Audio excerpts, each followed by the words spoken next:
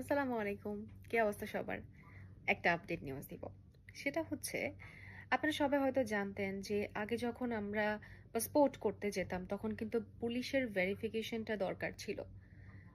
যদি আমি ঢাকায় অবস্থান করি সেক্ষেত্রে এখানকার পুলিশেরও ভেরিফিকেশন দরকার ছিল। আবার আমার গ্রামের বাড়ির পুলিশ ভেরিফিকেশনটাও কিন্তু দরকার ছিল। সো এখন সেটা আর দরকার হবে না। প্রফেসর ডক্টর মোহাম্মদ ইউনুস তিনি নিজেই বলেছেন যে আমাদের পাসপোর্ট পাওয়া একটা নাগরিক অধিকার। সেক্ষেত্রে আমি কিসের জন্য পুলিশের ভেরিফিকেশনের জন্য যাব? পাসপোর্ট দেওয়া উচিত নিজের বাড়ি গিয়ে দিয়ে দেওয়া উচিত। সরকারের দায়িত্ব এটা জনগণের কাছে পৌঁছে দেওয়া।